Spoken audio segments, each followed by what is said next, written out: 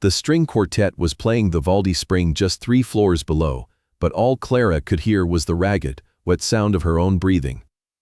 She pressed her bruised spine against the cold marble of the bathroom door, clutching a cracked phone with trembling, blood-stained fingers.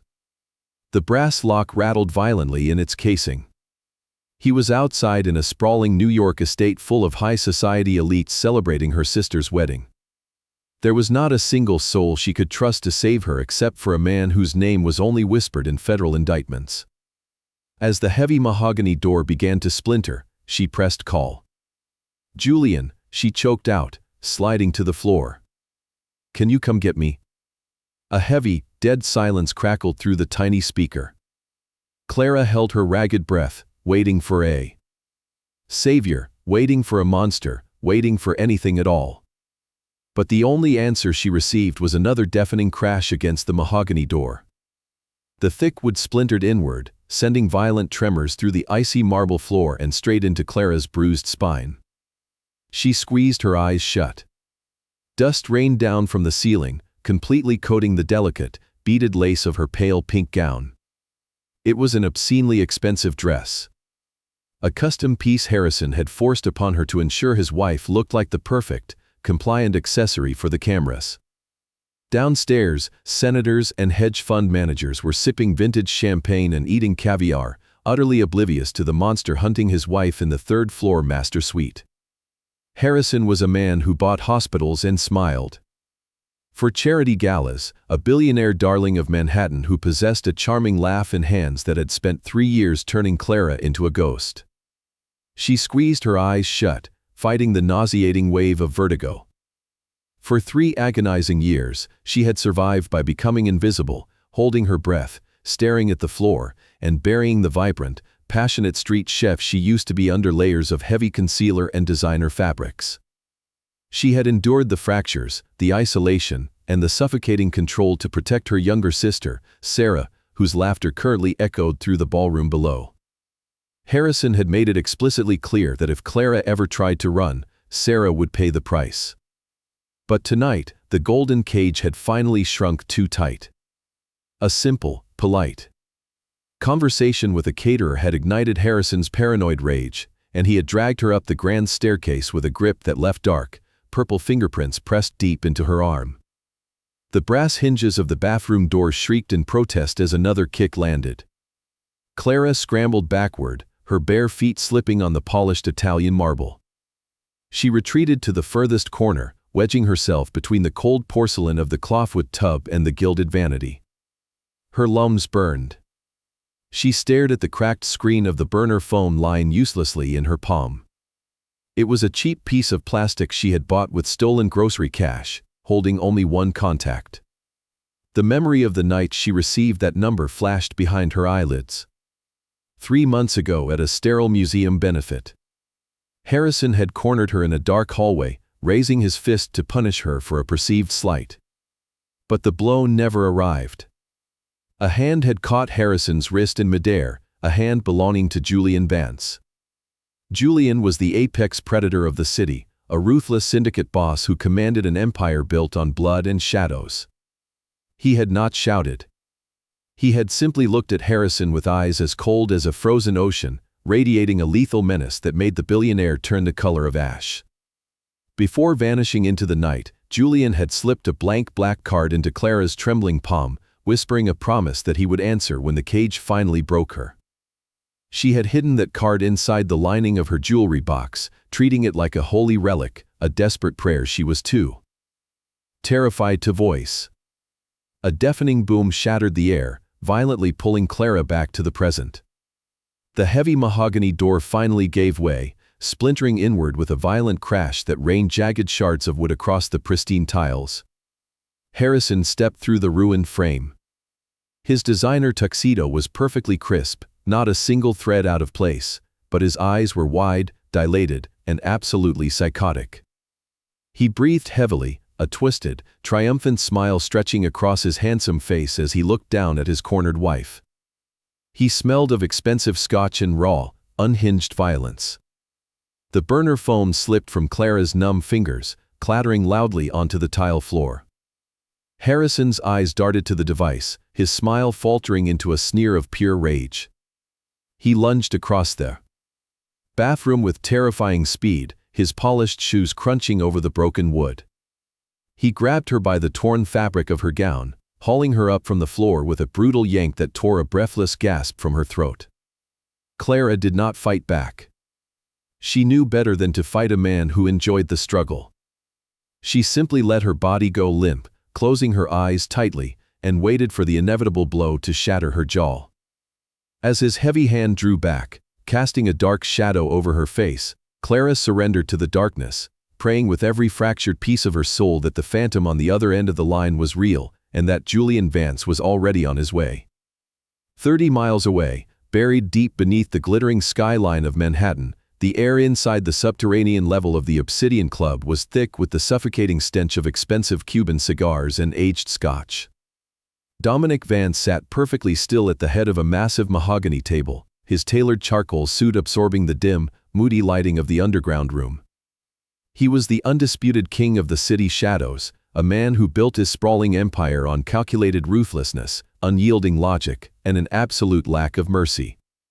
Across from him sat 3 rival bosses from the outer boroughs, men with blood on their hands and limitless greed in their eyes, currently arguing violently over the division of shipping routes worth hundreds of millions of dollars. Dominic was entirely bored. His dark eyes tracking the rising smoke of his cigar, when a sharp, jarring vibration suddenly disrupted the heavy, violent tension in the room. A generic, piercing ringtone echoed from the hidden inner pocket of his suit jacket. The rival bosses stopped speaking instantly, the silence dropping over them like an anvil. Their hardened bodyguards shifted uncomfortably on their feet, hands hovering nervously near their concealed weapons, exchanging terrified glances. No one ever interrupted Dominic Vance during a syndicate sit-down. Slowly, meticulously, Dominic reached into his jacket and pulled out a sleek, unmarked black cell phone. It was his phantom line, a ghost connection. Only 3 people in the entire world possessed the 10-digit number, and 2 of them were already buried deep beneath the cold earth. He raised a single, leather-gloved hand, enforcing an absolute, terrifying silence across the underground bunker, and pressed the device to his ear. "Speak," Dominic commanded softly, his voice a low, gravelly rumble that promised swift death to whoever was foolish enough to waste his time. But the voice that answered was not a rival, a traitor, or a ghost from his violent past. It was tiny, choked with wet tears, and trembling with an absolute, primal terror that made the blood instantly freeze in his veins. "Dominic," the fragile voice gasped out, sliding into a desperate, heartbreaking sob. "Can you come get me?" It was Clara. The struggling street chef with the haunted, beautiful eyes and the painted, yellowing bruises. The fragile woman he had slipped his card to 3 months ago at that insufferable charity gala, unable to look away as he watched her shrink violently from her billionaire husband's cruel, possessive grip. Before Dominic could demand her location, a horrifying, deafening crack of splintering wood exploded through the small speaker, vibrating straight into his skull, followed instantly by a muffled, terrified scream. Then, the line went dead, leaving nothing but empty, mocking static. The silence that followed in his ear was heavier than a concrete tomb. Dominic slowly lowered the phone, his handsome, carved features twisting into a mask of pure, unadulterated murder. The temperature in the underground club seemed to plummet 20 degrees.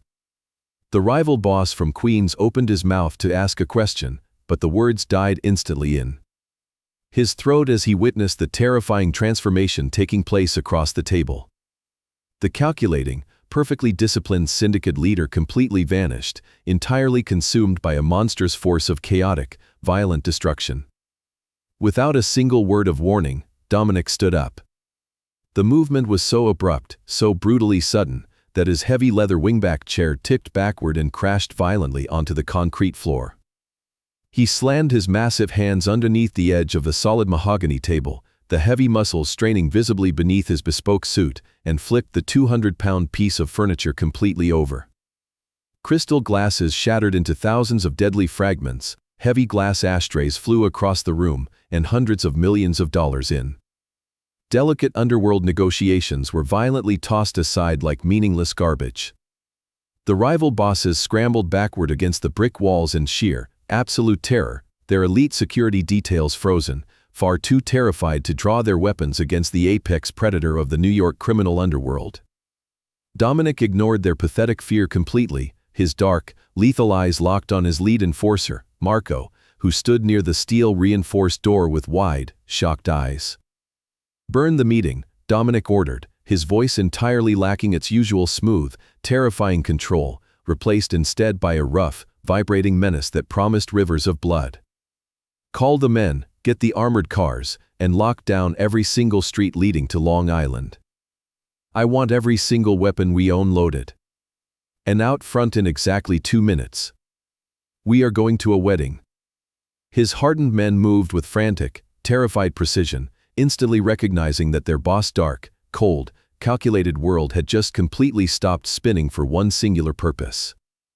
For 3 agonizing months, Dominic had waited for that phantom phone to ring, wondering every single night if the fragile woman with the warm smile had thrown away his secret lifeline to protect her pathetic abuser. She had hidden it, she had kept it safe, and now she was trapped, waiting for a billionaire monster to break down her door. As Dominic racked the heavy steel slide of his custom 9mm pistol and shoved it deep into his shoulder holster, he swore a silent, bloody oath to the heavens. He was going to tear the entire golden society of the city apart brick by brick, and God help the miserable billionaire who had made his Clara cry. A convoy of 5 armored black vehicles tore through the rain-soaked streets of New York like a pack of starving wolves. They ignored every red light and traffic signal, their heavy tires carving through deep puddles and sending sheets of dirty water flying across the empty sidewalks. Inside the cavernous cabin of the lead sport utility vehicle, the air was thick with a suffocating, lethal silence. Dominic Vance sat in the deepest shadows of the back seat. His broad shoulders were rigid beneath his bespoke charcoal jacket. He did not speak a single word to the hardened killers riding with him. Instead, he meticulously loaded a custom 9mm pistol. The sharp, metallic clicks of the weapon echoed loudly in the confined space, a chilling rhythm that promised absolute destruction. His dark eyes were fixed blindly on the rain-streaked window, but all he saw was Clara. He saw her haunted, beautiful face, the fragile curve of her spine, and the dark, yellowing bruises she tried so desperately to hide beneath cheap sweaters and heavy makeup. For 3 agonizing months, he had stayed away, honoring the silent boundaries she had drawn when she took his card at that wretched museum gala. He had given her the choice to reach out, knowing that a woman who had spent years trapped in a billionaire's golden cage needed to find her own way to the door. But now, Harrison had forced her hand, and Dominic was going to tear the city apart to get her back. The street chef who poured her entire soul into creating warm, nourishing meals for strangers, who taped the soles of her worn-out shoes and smiled with such pure, unadulterated kindness, was currently bleeding because of a man who possessed everything but valued nothing. Dominic's hands tightened around the cold steel of his weapon. He was a monster forged in blood and betrayal, a man who ruled a dark, freezing underworld without a shred of mercy. But for Clara, he would burn his own kingdom to ashes just to keep her warm. 30 miles away, the grand ballroom of the sprawling Long Island estate was a vision of untouched high society perfection. 300 of the most powerful elites in the state danced beneath glittering crystal chandeliers, sipping vintage champagne and laughing at trivial inconveniences. The string quartet was halfway through a lively waltz when the illusion of safety shattered into a million jagged pieces. The massive, 12-foot oak doors of the ballroom did not simply open.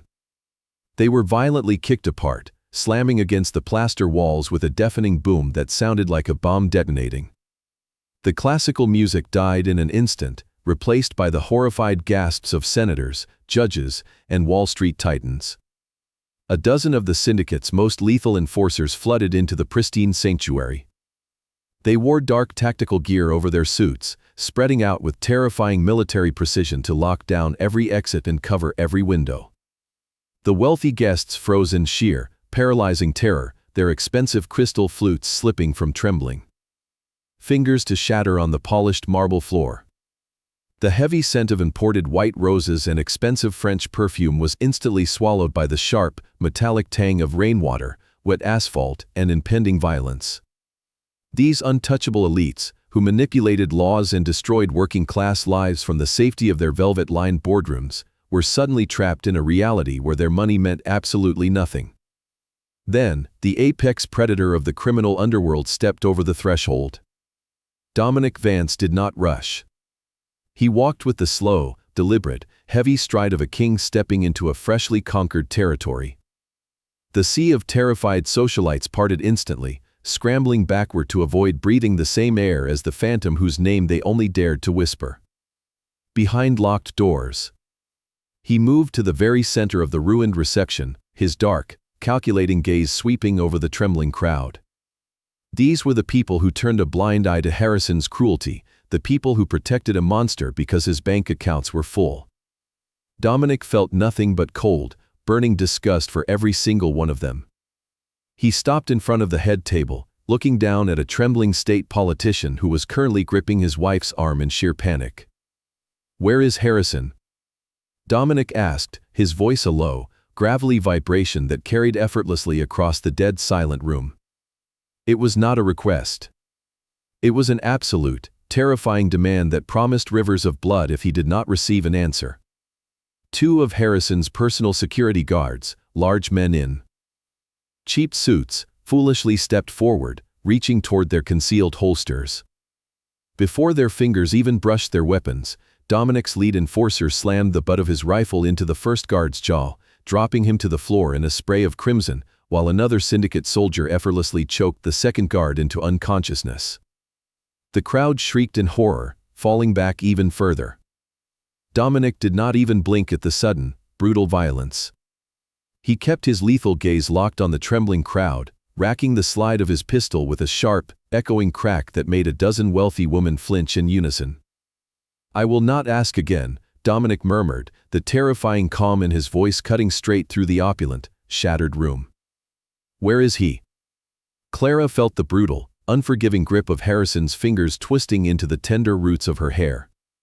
He hauled her across the plush, velvet-lined corridor of the third floor, his expensive cologne mixing with the sharp, metallic tang of her own blood. Her knees dragged against the thick carpet, leaving a trail of quiet devastation as she squeezed her eyes shut, trying to retreat deep into her own mind where the pain could not reach her. Harrison was screaming, his voice a frantic, psychotic pitch that echoed off the gilded walls, promising her that she would never see the light of day again, promising that he would lock her in the dark basement of their Hampton estate until she learned how to be a compliant, invisible wife. She choked on a ragged sob, her lungs burning, her torn pink silk gown slipping off her bruised shoulder. She was so entirely exhausted, so thoroughly broken by 3 years of hiding her vibrant street chef's soul beneath layers of heavy, suffocating concealer. She waited for the final, devastating blow, waited for the darkness to claim her completely. But the blow never came. Instead, the air in the corridor suddenly shifted, dropping to a freezing, unnatural cold that made the hairs on the back of her neck stand up. Harrison's frantic screaming abruptly died, cut off by a sickening, breathless choke. The brutal pressure on Clara's scalp vanished instantly, causing her to collapse onto the velvet floor like a discarded rag doll.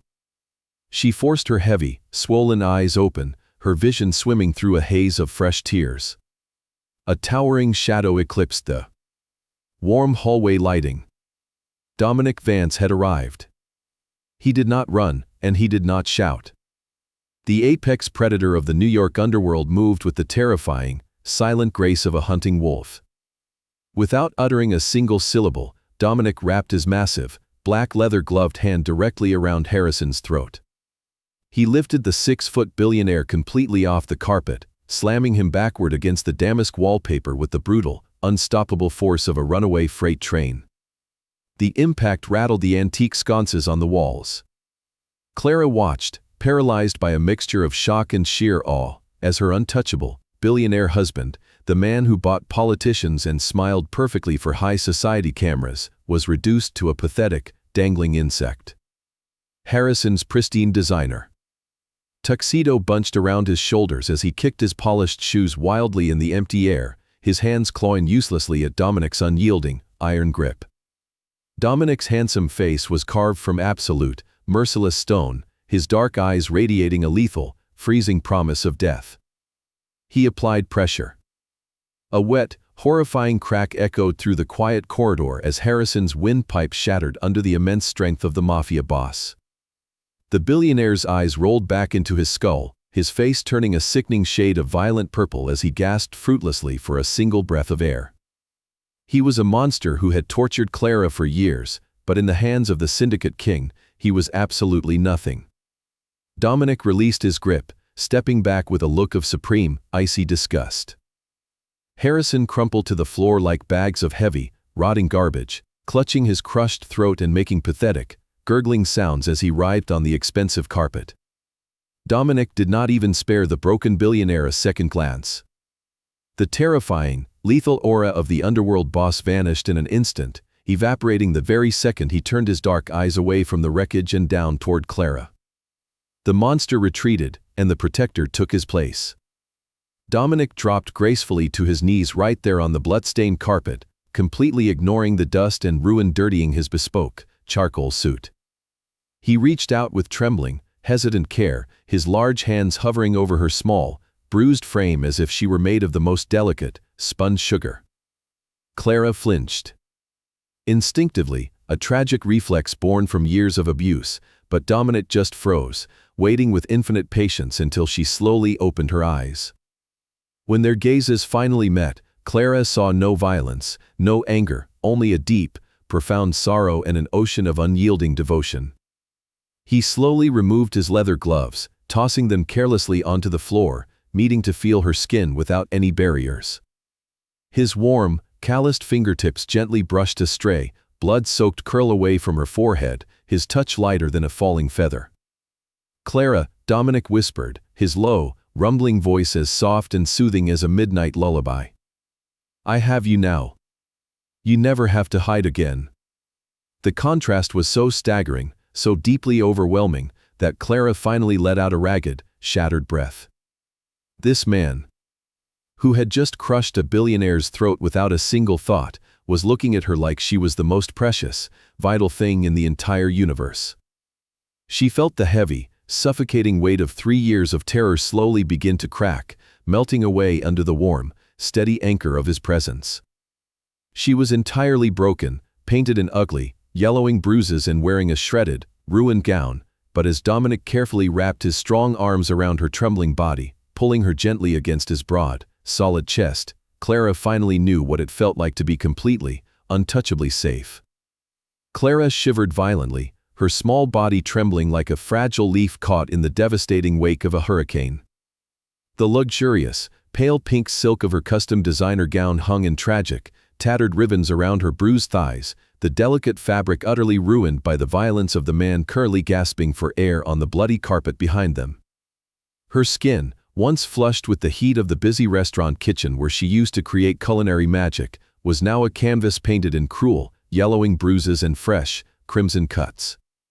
She squeezed her eyes shut, trying to swallow the panic rising in her raw throat, but the sudden, heavy weight of a bespoke charcoal suit jacket settling over her fragile shoulders made her gasp.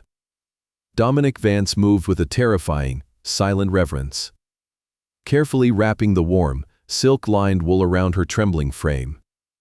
The jacket smelled deeply of aged scotch, expensive cedar, and the sharp, metallic tang of absolute power, instantly enveloping her in a suffocating bubble of complete safety. Before she could even attempt to stand on her bare, scraped feet, Dominic slid one massive, unyielding arm behind her knees and the other across her bruised back, effortlessly scooping her against his broad chest. She felt lighter than air in his grip, a broken bird being rescued by the most dangerous apex predator in the city. Clara buried her face against the crisp, immaculate cotton of his dress shirt, feeling the slow, steady, reassuring drumbeat of his heart as he carried her out of the shattered master suite. They emerged from the corridor and began their descent down the sweeping, velvet-lined grand staircase. Below them, the lavish wedding reception had completely frozen into a grotesque tableau of pure, unadulterated terror. 300 of Manhattan's wealthiest elites, politicians with slick smiles, and hedge fund managers dripping in blood money, stood paralyzed among the scattered ruins of their crystal champagne flutes. The heavy, armed enforcers of the Vance syndicate held the room in a deadly, suffocating deadlock, their assault rifles resting casually against their chests. As Dominic descended the marble steps with his precious cargo, the terrified crowd parted like water, desperately scrambling backward to avoid the lethal aura radiating from the Mafia boss. No one dared to breathe. No one dared to look directly into the cold, dead eyes of the man who was walking through their pristine, untouchable sanctuary like an avenging god of war. Clara kept her eyes squeezed shut, hiding within the protective shelter of Dominic's arms, until a frantic, desperate voice pierced the heavy silence. "Clara," her sister Sarah shrieked, her voice shrill and trembling with absolute panic. Sarah tore through the frozen crowd, her heavily beaded silver bridesmaid gown catching the light as she rushed toward the bottom of the staircase, flanked by their horrified, calculating mother. Clara flinched instinctively, her fingers curling tight into the fabric of Dominic's shirt. Her family had watched Harrison break her for 3 long years, turning a blind, greedy eye to her painted bruises just to maintain their precious social status and their limitless credit cards. Dominic stopped on a final marble step. He did not raise his voice. He did not draw the custom 9mm pistol resting in his shoulder holster. He simply shifted his massive frame, shielding Clara entirely from her sister's frantic, reaching hands, and leveled a gaze so completely devoid of human mercy that Sarah physically stumbled backward, her face turning the color of wet ash. "You do not get to speak her name," Dominic stated, his low, gravelly voice slicing through the dead silent ballroom like a freshly sharpened blade. "You traded her life for your comfort. You watched her bleed to pay for your dresses and your vanity." Clara felt the heavy, vibrating rumble of his chest as he delivered his verdict. "She is no longer your sister. She is no longer your daughter. She belongs to my protection now." He stepped closer, towering over the trembling socialites, the sheer magnitude of his lethal power pressing down on them until the air grew thin and unbreathable. "If any of you ever attempt to contact her again, if you call her, if you send a message, if you even think of breathing in her direction, I will not send lawyers. I will bring a war to your front door that will drown your entire legacy in blood." He did not wait for a response. The promise of absolute, merciless violence hung over the grand ballroom, thick and undeniable. Dominic turned away from the wreckage of her toxic family, pulling Clara tighter against his heart, and carried her straight through the towering oak doors and out into the freezing, rain-soaked night. The cold wind whipped at her hair, but Clara felt nothing but the radiant, unyielding heat of the monster who had just burned her golden cage to the ground.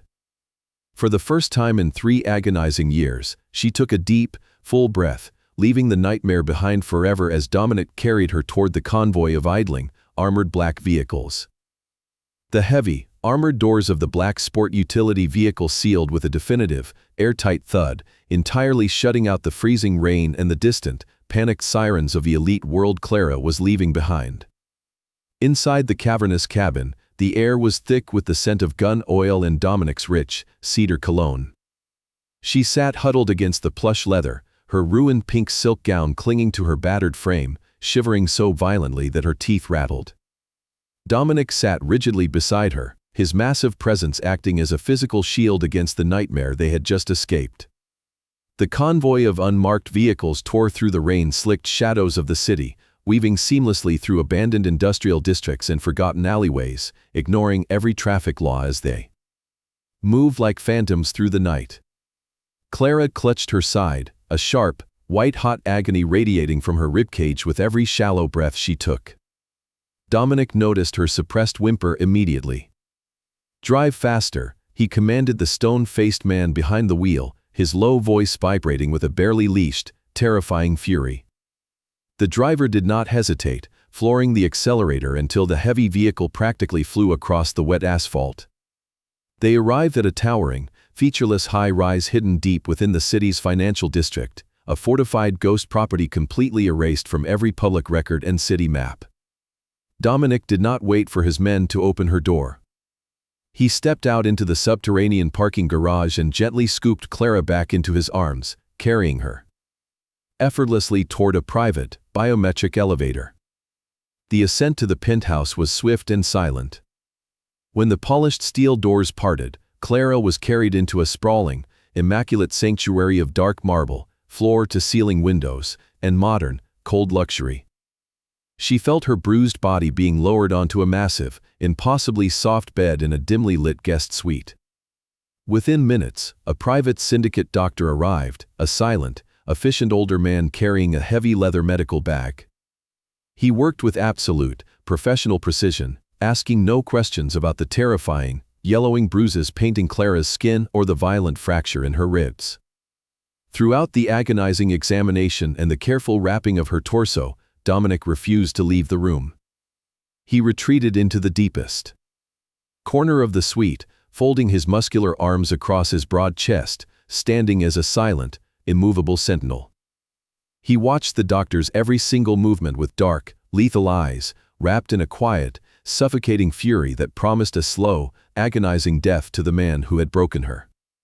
Clara squeezed her eyes shut as the painkillers finally began to course through her veins, dragging her exhausted, traumatized mind down into a heavy, dreamless oblivion. When she finally drifted back to consciousness, the harsh, terrifying edges of her reality had been entirely smoothed away. Clara slowly opened her heavy eyelids, blinking against the soft, muted morning sunlight filtering through the sheer, cream-colored curtains. She was cocooned in the absolute, weightless warmth of a thick cashmere blanket, her bruised body resting on a mattress that felt like a cloud. For a terrifying, disorienting second, her heart slammed against her broken ribs, her mind instinctively bracing for Harrison's cruel, booming voice or the heavy, violent tread of his footsteps. But the air did not smell of stale whiskey and fear. It smelled incredibly warm, carrying the rich, comforting aroma of freshly brewed, expensive espresso and the faint, lingering trace of sandalwood. She turned her head slightly on the silk pillowcase, letting out a small, ragged breath. Dominic was sitting in a heavy leather armchair beside the large window, holding a delicate porcelain cup of coffee. He had discarded his suit jacket and tie, wearing only a crisp white shirt with the sleeves rolled up to reveal thick, powerful forearms lined with faded, violent scars. He had clearly not slept a single minute. His dark hair was slightly messy, and a shadow of exhaustion rested beneath his intense, watchful eyes. When he realized she was awake, he slowly set his cup down on the small glass table, giving her all the time in the world to process her surroundings. He did not move toward her. He did not crowd her fragile, terrified space. He simply looked at her with a gaze so deeply protective, so profoundly gentle, that it made the breath catch painfully in her raw throat.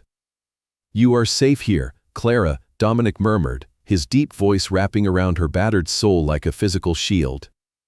"No one will ever hurt you again."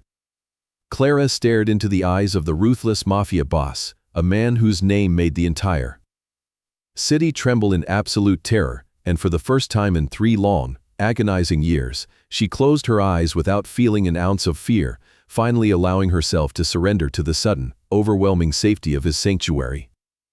The illusion of absolute safety wrapped around Clara like the incredibly soft cashmere blanket she clutched tightly to her chest. She sat near the massive, floor-to-ceiling windows of the fortified penthouse, shivering despite the warmth as she sipped from a delicate porcelain cup. The dark, rich espresso tasted like salvation, grounding her in the present moment. For the first time in 3 long, agonizing years, her pulse was not a frantic, erratic drumbeat of sheer terror. The early morning sun cast a gentle, golden glow over her pale, bruised arms, illuminating the dark, yellowing marks that painted her fragile skin. The heavy, insulated silence of the ghost property felt like a sacred, untouchable blessing. The air smelled of roasted coffee beans, expensive leather, and a lingering, comforting trace of cedar and gun oil that always seemed to surround the dark king of the underworld. Then, the sleek, flat-screen television mounted on the far wall flared to life, and that fragile, beautiful piece shattered into a million jagged, unfixable pieces. Dominic stood near the entryway, his broad, muscular shoulders incredibly tense beneath a fresh, black dress shirt. His dark, calculating eyes were utterly unreadable as he stared silently at the screen. Clara followed his intense gaze, and the ceramic espresso cup slipped right from her trembling, numb fingers. It shattered loudly against the polished hardwood floor, the hot, dark liquid splashing violently over her bare ankles, but she could not feel the sudden burn. All she could see, all she could process, was the terrifying nightmare she had so desperately prayed was over. Harrison's handsome, aristocratic face filled the high-definition screen. He stood behind a heavy wooden podium, flanked by sullen police commissioners, high-ranking state politicians, and the very same corrupt judges whose campaigns he heavily funded with his blood-soaked money. Both of his arms were encased in thick, heavy white casts, supported by dark slings that rested against his tailored suit. It was a brutal, undeniable testament to the lethal, explosive fury Dominic had unleashed upon him in that velvet corridor the night before.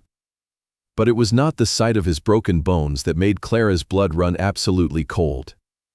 It was the tears.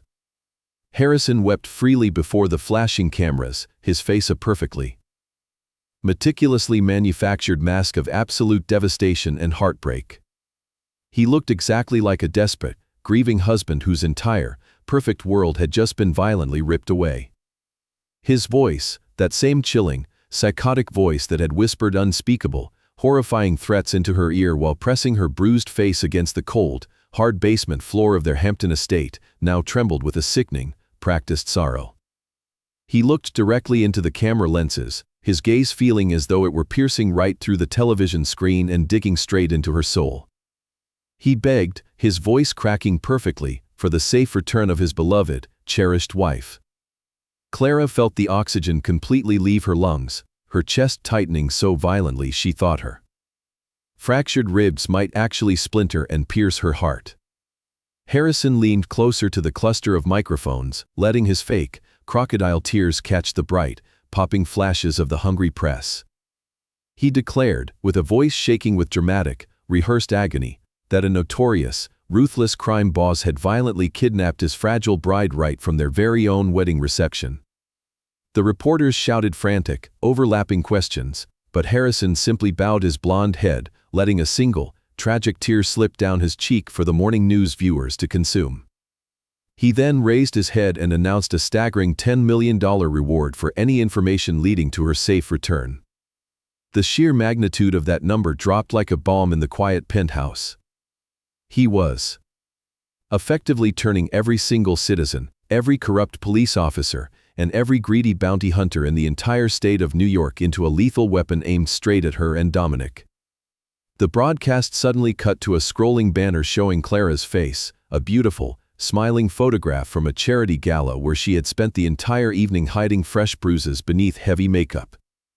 Beside her photo was a heavily stylized, terrifying police sketch of her supposed kidnapper, a dark, looming shadow that perfectly represented the man standing across the room from her.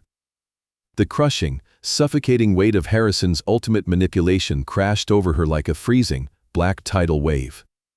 He was weaponizing his limitless wealth, pulling the strings of the corrupt legal system, and twisting the public narrative to permanently tighten the golden cage around her neck.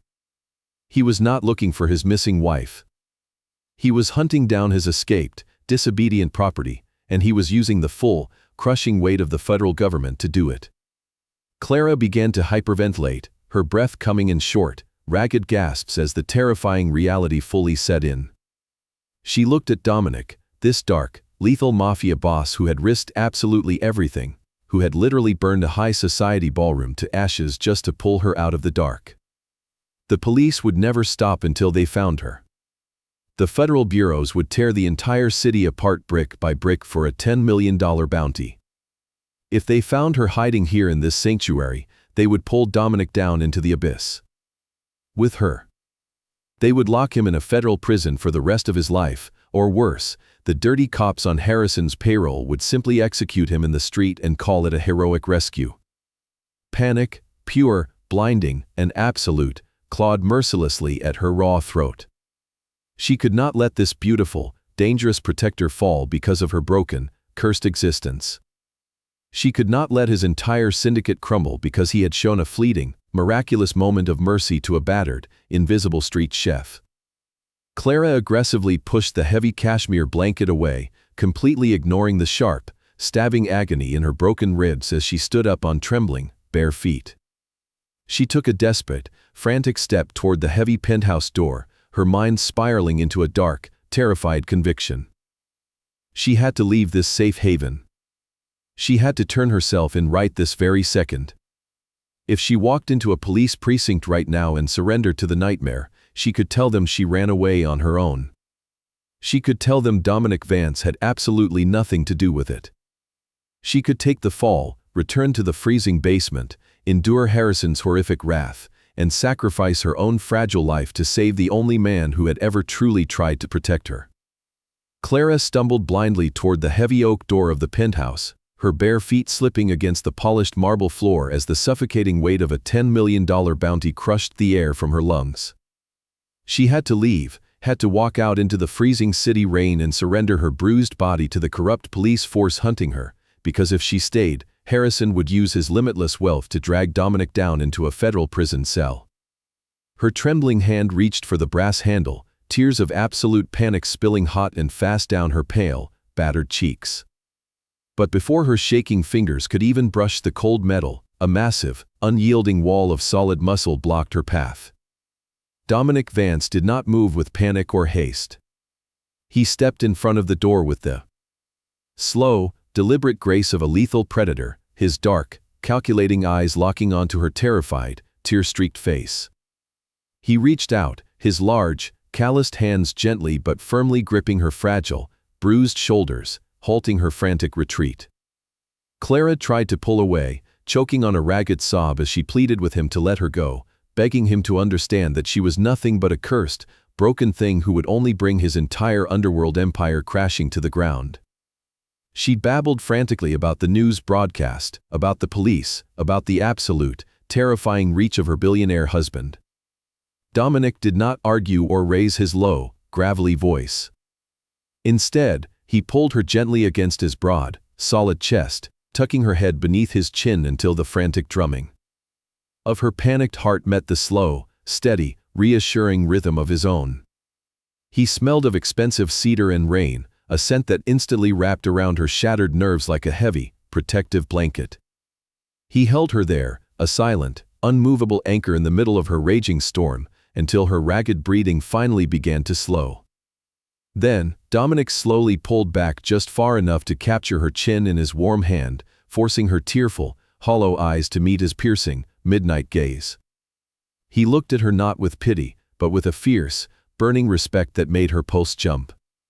"You are not walking out that door, Clara," Dominic murmured, his voice a deep, vibrating rumble that vibrated against her collarbone. "You are not a sacrifice, and you are no longer his victim." Clara shook her head, a fresh tear tracking down her cheek as she whispered that Harrison was a king in this city, an untouchable monster who owned the laws and the board they were forced to play on. A dark, terrifyingly beautiful smile curved the corner of Dominic's mouth. "A king is completely powerless when someone burns his precious board to absolute ashes," he told her, the lethal promise in his voice sending a shiver of heat straight down her spine. "Stop running, Clara. Stop hiding.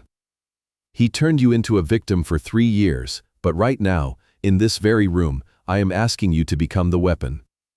The word struck her like a bolt of lightning, piercing straight through the heavy, suffocating fog of her trauma. A weapon. She had spent over 1,000 days making herself as small and invisible as humanly possible, memorizing Harrison's moods, his steps, his late-night phone calls, all just to survive another day in his golden cage. Dominic's warm thumbs gently wiped the tears from her bruised cheeks, silently waiting for the spark he knew lived inside her street chef's soul to finally ignite. Clara closed her eyes, letting the darkness take over as she sifted through 3 agonizing years of pure terror. She bypassed the memories of shattered plates and heavy, swinging fists, digging deeper into the quiet, terrifying hours when Harrison thought she was sound asleep in their vast, empty bedroom. A specific memory flared behind her eyelids, sharp and suddenly clear. It was a freezing night last December. Harrison had been pacing the floor of his soundproofed home office, screaming into his phone in a hushed, frantic rage. Clara had been creeping barefoot down the hallway to get a glass of water, holding her breath as his angry words bled through the heavy wooden door. He had been screaming about the Brooklyn shipping terminal, about delayed shipments and angry foreign partners. She remembered the sheer panic in his voice when he mentioned the concrete foundations, demanding that the pouring schedule be delayed to hide the newest crates.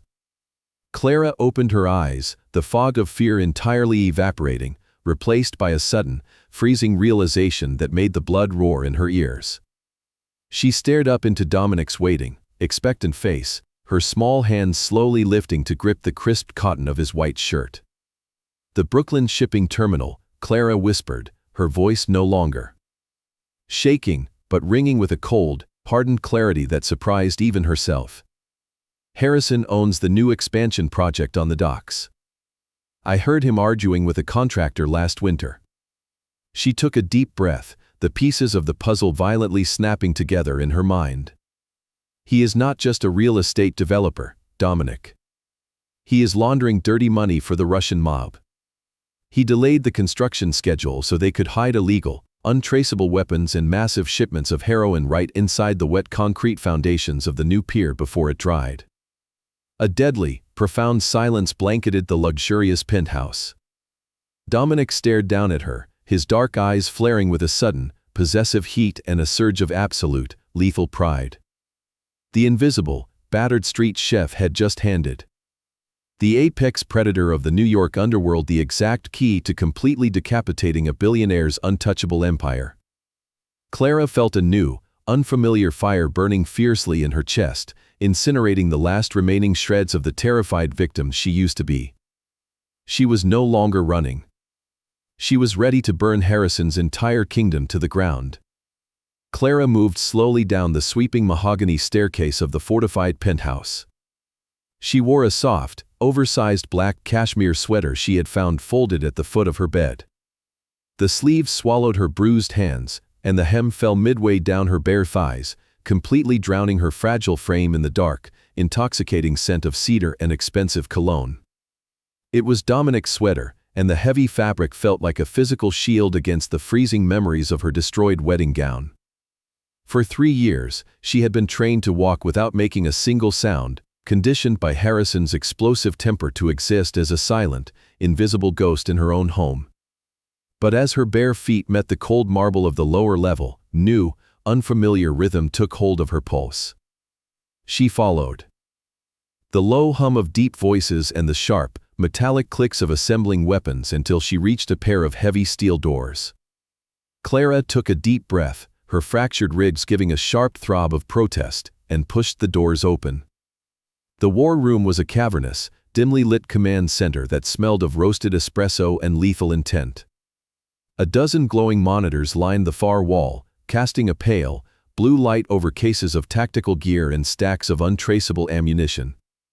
5 of the syndicate's most hardened enforcers stood around a massive, illuminated glass table, their broad shoulders tense, their tattooed arms crossed over their chests. When Clara crossed the threshold, the low murmur of dangerous men died instantly. The heavy, suffocating silence of the underworld descended upon the room. These were men who broke bones and collected debts in the darkest corners of the city, yet they parted like the Red Sea as the battered, bruised street chef walked toward them. Dominic stood at the head of the table. He was a terrifying vision of absolute control, dressed in a black tactical shirt that stretched taut across his chest. His dark eyes locked onto Clara, sweeping over the oversized sweater that swallowed her small body, and a muscle feathered in his clenched jaw. He opened his mouth to order her back upstairs to the safety of the cashmere blankets and the locked doors, but Clara did not give him the chance. She walked straight to the illuminated glass table and firmly planted her trembling, bruised hands directly onto the glowing blueprints of the Brooklyn shipping terminal. She refused to hide in a gilded tower while these men dismantled the empire that had stolen over 1,000 days of her life. Harrison had kept her locked in a basement, treating her like a defective toy, completely unaware that a woman forced to be invisible heard and saw absolutely everything. Clara leaned over the architectural schematics, her voice clear and unervingly steady in the dead silent room. "You are looking at the wrong entry point," she said, tapping a pale finger against the eastern loading dock. "Harrison pays off the Port Authority to patrol the main gates, but he never trusts outside security with his personal shipments." The enforcers stared at her in stunned, absolute silence. Clara traced a line along the edge of the concrete foundations. "He uses a private contractor for the blind spots. There is an old maintenance tunnel right here, extending beneath the waterline, built during the original Prohibition-era smuggling routes. He bragged about it on a phone call to his Russian contacts last winter. If you enter through the South Sea Wall at exactly 2 in the morning, the shift change leaves a 12-minute window where the camera feeds loop." She looked up, her blue-gray eyes hardened into polished steel. "He hides the weapons and the heroin in the false bottoms of the structural pylons before the concrete is poured, but the money is kept in refrigerated shipping containers stamped with fake seafood logos." The room remained entirely breathless. Clara had just handed them the exact, microscopic details needed to bypass a billionaire's $1,000,000 security grid. She shifted her gaze to Dominic, bracing herself for his anger, fully expecting the Mafia boss to dismiss her back to the shadows. Instead, the look on Dominic's face made the breath catch painfully in her raw throat. The apex predator of the New York underworld was not looking at her with pity or concern.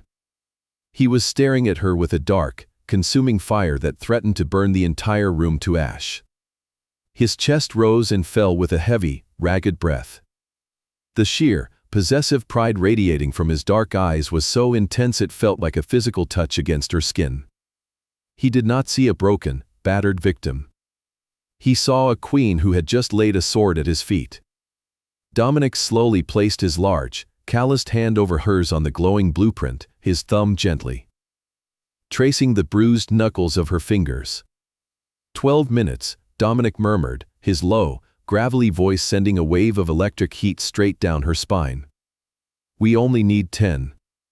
He turned his lethal gaze to his stunned enforcers, the absolute command of a king settling over his broad shoulders. "You heard her," he commanded, the terrifying, icy promise of absolute destruction ringing in the quiet war room. "We burn his world down exactly as she says." A heavy, freezing fog rolled off the black waters of the East River, swallowing the massive steel cranes of the Brooklyn shipping terminal at exactly 2 in the morning. Dominic Vance moved through the impenetrable, icy mist like a phantom, flanked by 6 of his most lethal enforcers, all dressed in pitch-black tactical gear. In the small comms unit pressed into his ear, Clara's soft, incredibly steady voice guided his every single step from the safety of the penthouse war room. She was his navigator, his brilliant, beautiful weapon. 50 yards ahead, there is an old iron grate rusted into the sea wall, she whispered, her voice crackling softly against the sound of the churning tide. The camera above it loops exactly every 12 minutes. Dominic watched the blinking red light of the security camera sweep past, silently counting down the seconds in his head until the lens clicked and froze on its artificial loop. With a sharp, silent hand signal, he and his men slipped beneath the waterline, dropping into the freezing, waist-deep sludge of the forgotten Prohibition-era maintenance tunnel Clara had remembered. The air down there smelled of rotting salt and rusted iron, but Dominic smiled in the dark, a fierce, possessive pride burning hot in his chest. His battered street chef had remembered a flaw so microscopic that Harrison's highly paid architects had completely overlooked it. They emerged silently on the other side, completely bypassing the corrupt, heavily armed security details patrolling the main gates above. Moving with absolute, lethal precision, they breached the terminal's hidden server room. One of Dominic's tech specialists plugged a heavy black drive directly into the main console, instantly hijacking the network and killing the secondary alarms.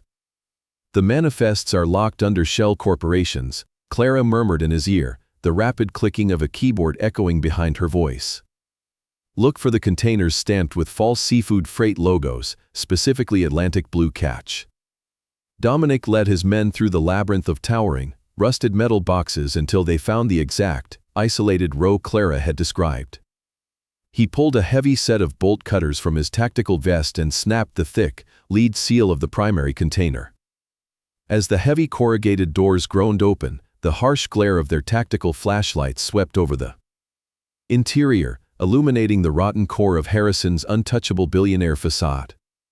Stacked shoulder-high were massive, military-grade Pelican cases resting right beside dozens of shrink-wrapped bundles of crisp, unmarked cash.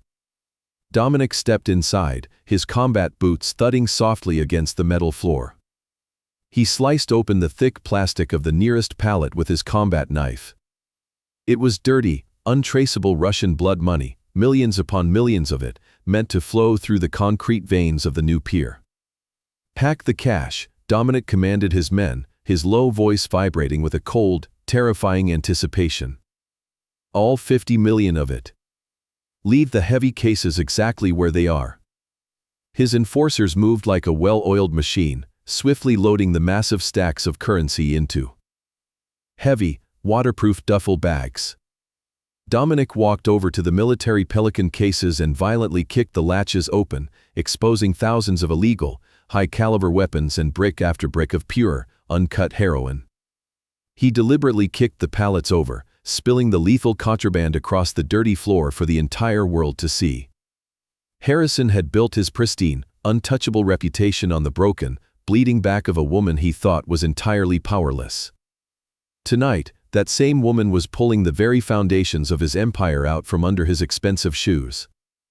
Dominic tapped his earpiece, his chest tight with a dark, romantic reverence for the fragile woman who had orchestrated this entire masterpiece of revenge. "We have the 50 million, Clara," Dominic murmured, his deep voice thick with absolute awe. "The vault is empty, and his dirty secrets are sitting right out in the open."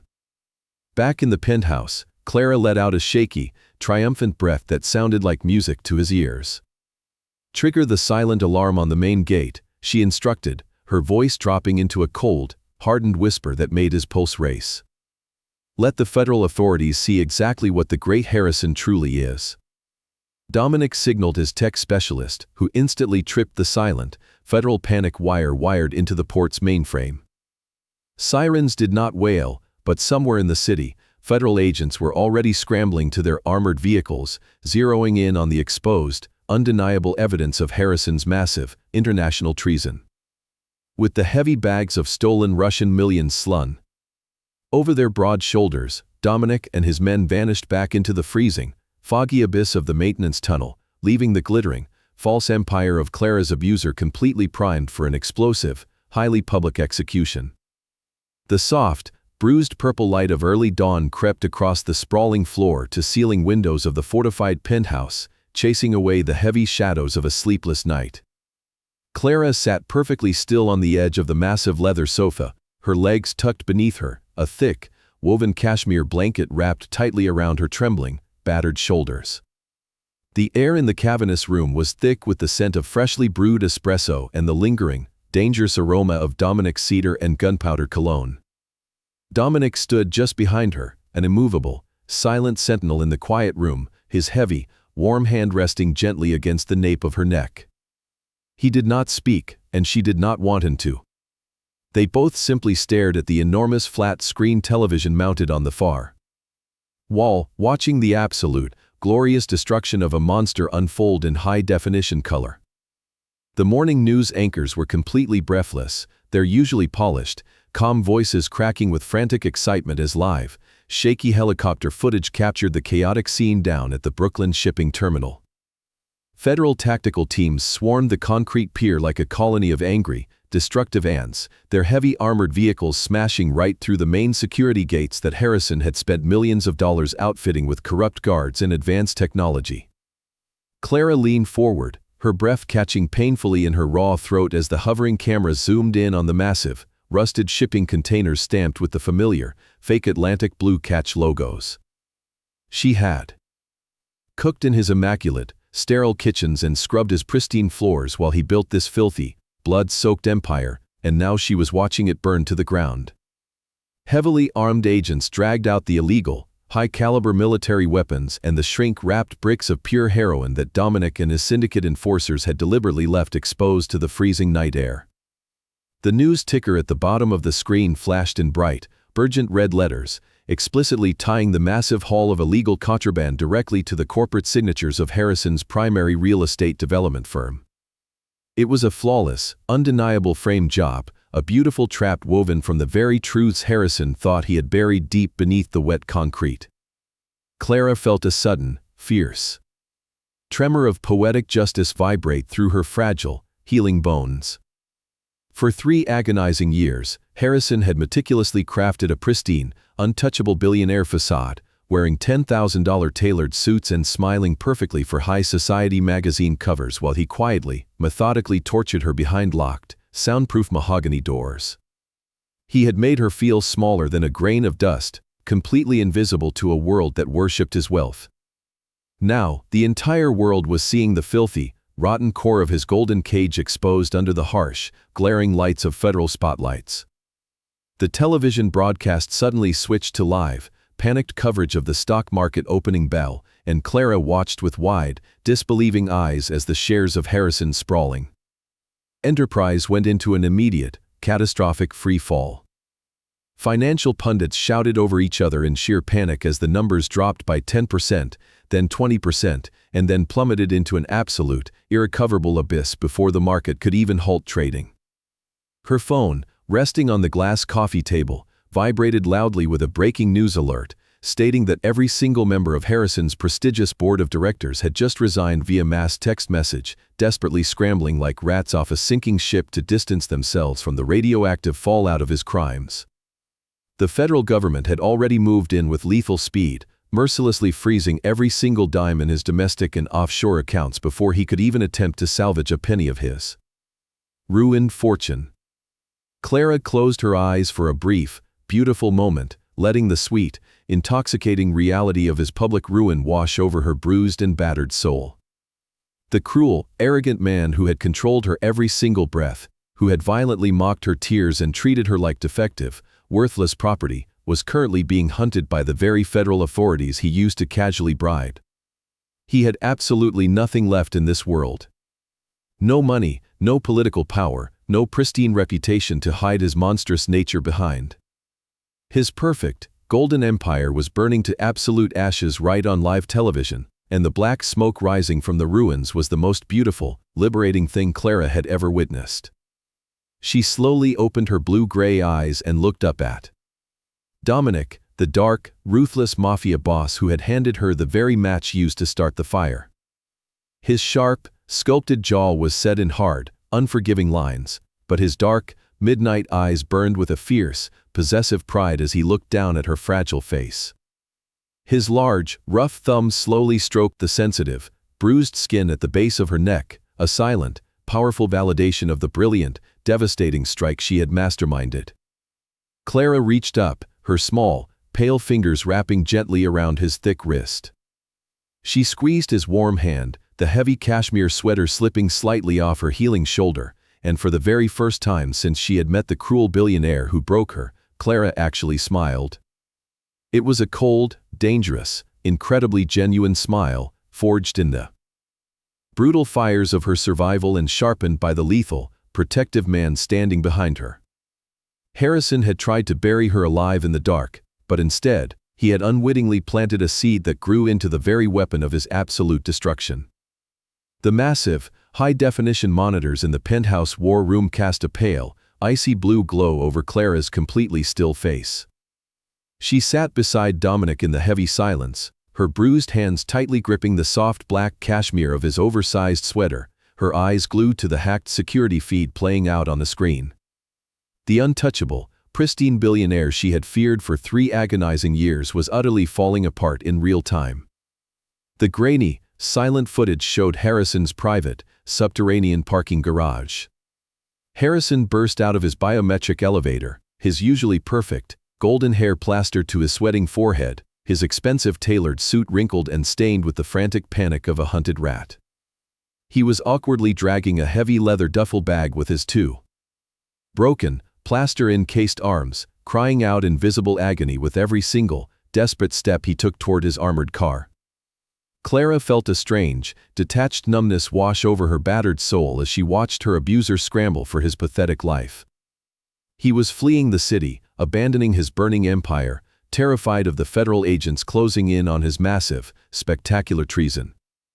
But the federal police were not the only predators hunting in the dark. Before Harrison could even reach the gleaming door handle of his vehicle, 3 massive, black sport utility vehicles violently swerved into the garage, entirely blocking his only escape route. Clara stopped breathing, her pulse hammering wildly against her fractured ribs as she watched 4 towering, heavily armed men step out of the shadows. Leading them was Viktor Volkov, the notoriously brutal Russian syndicate boss whose $50 million in blood money currently sat safely tucked away in Dominic's fortified vault. Even through the silent, grainy security feed, Clara could feel the absolute, paralyzing terror radiating from Harrison's trembling body. He dropped the heavy duffel bag, his broken arms raising in a pathetic, pleading gesture of total surrender as Viktor stalked toward him with the slow, terrifying grace of an executioner. The ruthless Russian boss did not hesitate.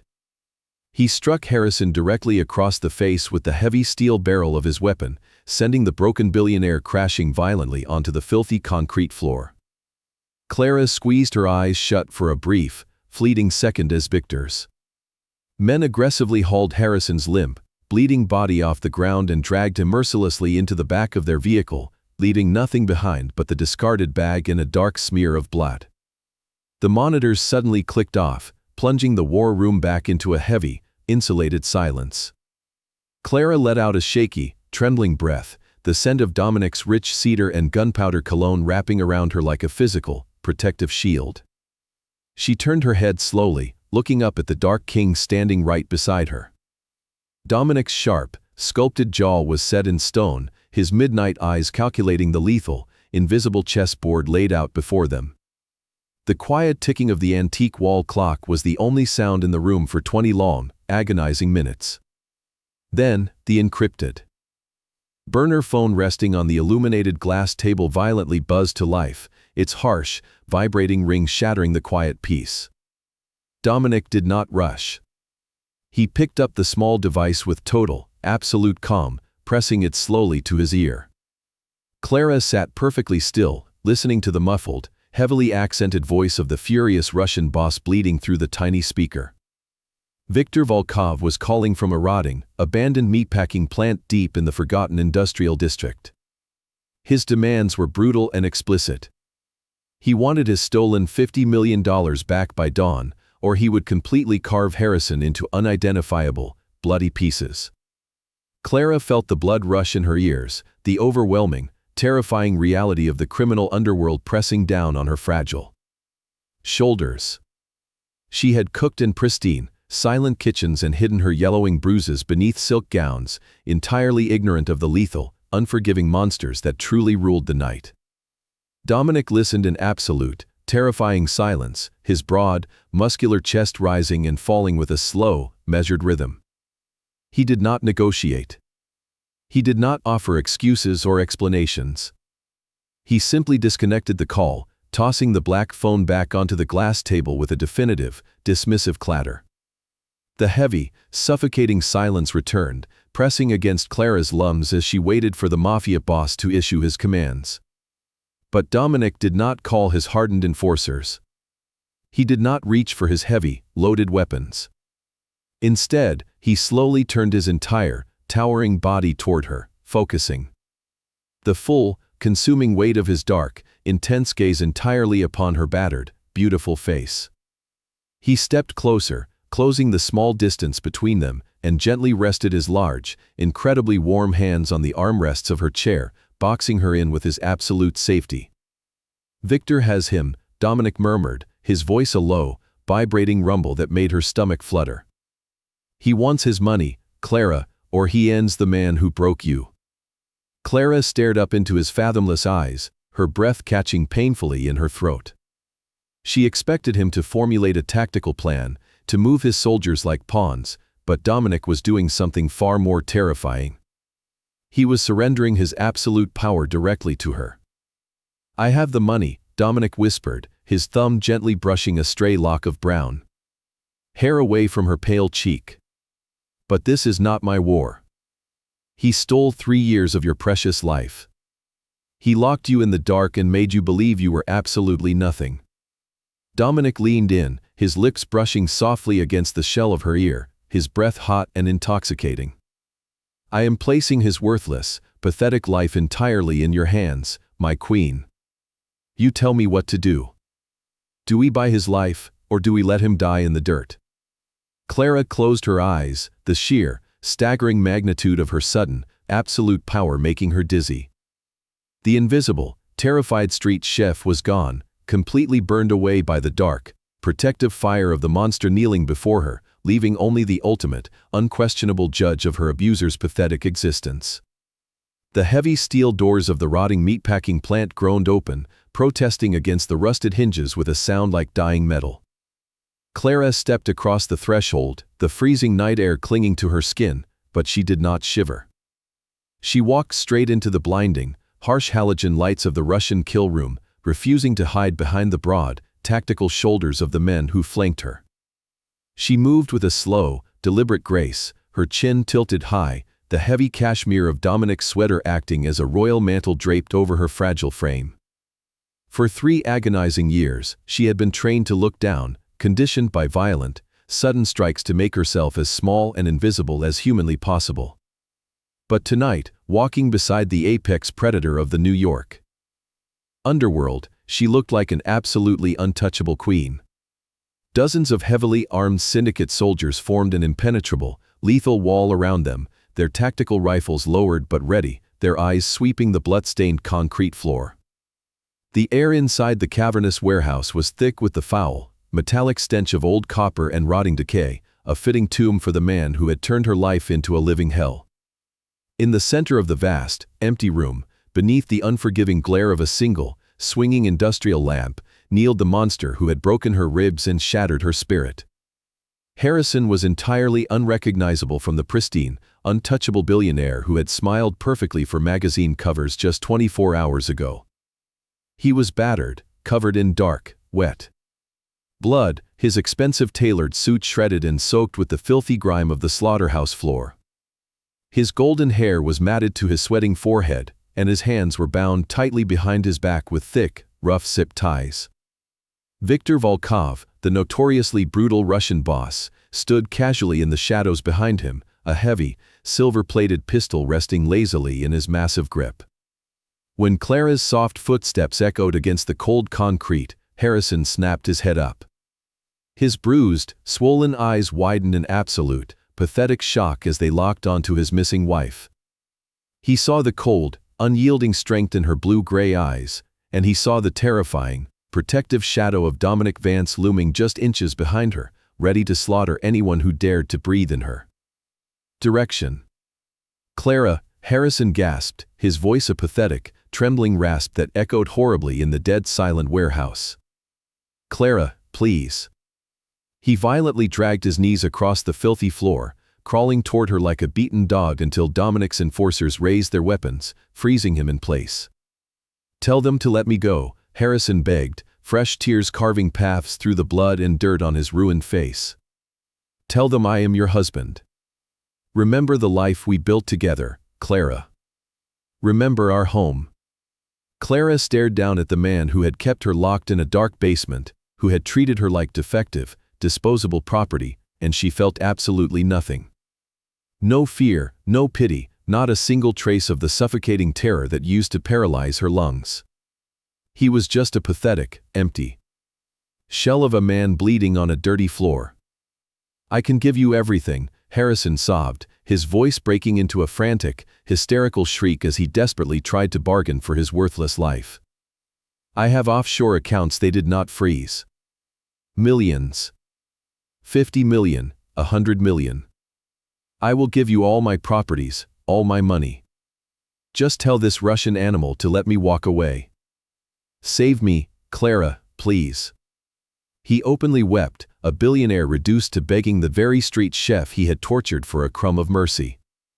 Clara stood perfectly still, the silence in the vast room stretching out like a drawn-out breath. The heavily armed soldiers, the ruthless Russian Mafia boss, and the Dark King standing right beside her were all holding their breath, waiting for a woman who was once entirely powerless to pass her final, absolute judgment. Dominic slowly placed his large, warm hand at the small of her back, a silent, powerful anchor grounding her to the earth. He did not speak. He simply watched her, his midnight eyes burning with a dark, consuming devotion, placing the fate of the man who broke her entirely into her small, bruised hands. Clara looked down at Harrison, letting the heavy, suffocating silence drag out for 10 more agonizing seconds, forcing the monster who had stolen 1,000 days of her life to drown in his own absolute, helpless terror. She remembered the freezing nights locked in the dark, the sharp, blinding pain of his fist against her ribs, the way he laughed when she cried for help. She remembered how he told her she was completely useless, a street rat he had elevated, a fragile little bird trapped inside his magnificent golden cage. But looking at him now, trembling and sobbing over the dirty concrete, Clara realized the profound, beautiful truth. He was never a powerful god, and she was never a weak bird. He was just a coward hiding behind his immense, stolen wealth, entirely reliant on paid guards and corrupt politicians to enforce his brutal will. Now that his money was gone, his power was gone, leaving him completely exposed to the lethal, unforgiving predators of the real underworld. Clara felt a sudden, fierce warmth spread through her chest, completely melting away the last lingering shards of ice he had planted in her soul. She stood tall, surrounded by ruthless killers who waited silently for her command, and she finally claimed her absolute, undeniable power. She did not need to run anymore. She did not need to hide. She had walked through the fire and emerged utterly unbreakable, forged into polished steel by her own survival and guarded by a man who would gladly burn the world to ashes just to see her smile. Harrison sobbed again, his forehead resting against the filthy ground, pleading for a savior that no longer existed. Clara merely tilted her head, her blue-gray eyes completely devoid of warmth, looking at him with the cold, chilling indifference of a queen who had just sentenced a traitor to the guillotine. Clara stared down at the man kneeling on the filthy, blood-stained concrete of the rotting meatpacking plant. Harrison was weeping hysterically, his expensive tailored suit entirely ruined, his golden hair matted with cold sweat and dark dirt. He kept offering her millions of dollars, transferring offshore properties, begging her to remember their marriage, pleading with his broken arms for her to save his miserable life from the monsters surrounding him. Clara stood perfectly still in the harsh, unforgiving halogen light, wrapped tightly in the heavy, intoxicating warmth of Dominic's black cashmere sweater. She searched her battered soul for the absolute terror that used to paralyze her lungs every single time Harrison entered a room. She waited for the phantom ache of her fractured ribs to throb, for the suffocating, breathless panic of the locked basement to return, for the horrible feeling of being a small, useless bird trapped forever in a gilded cage. But as she looked down at his bruised, pathetic face, she felt absolutely nothing. The thick ice that used to freeze her veins had completely melted away, replaced by a cold, chilling indifference that felt remarkably like true liberation. "You gave me broken ribs in a golden cage," Clara said, her voice incredibly steady and crystal clear, cutting straight through his frantic, pathetic sobbing. "You made me feel completely invisible. But look at you now, Harrison. Now you are absolutely nothing." She did not raise her voice. She did not scream or cry.